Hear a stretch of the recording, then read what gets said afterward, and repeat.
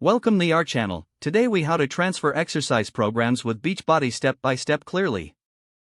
To transfer exercise programs with Beachbody, begin by visiting the Beachbody website. Log into your account using your email and password.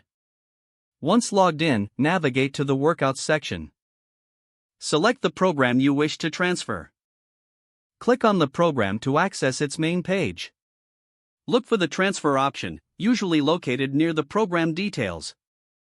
Select the transfer button to initiate the process. You may be prompted to select a new destination for your program. Choose the account or platform where you want to transfer the program.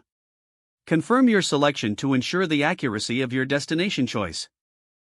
Once confirmed, your transfer request will be processed. A notification will appear, indicating that the transfer is successful. Check your destination account or platform for the transferred program. Access the program and verify that all materials are present. Repeat this process for any additional programs you wish to transfer.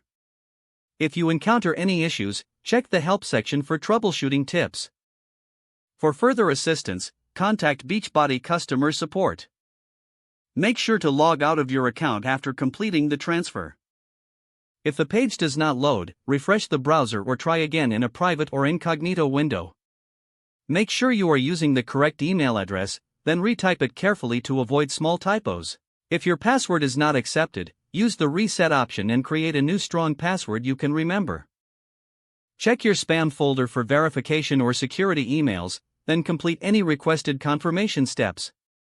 Enable two-factor authentication if available to improve account security and reduce unauthorized access risk. After signing in, review your profile details so your contact information and settings are accurate and current.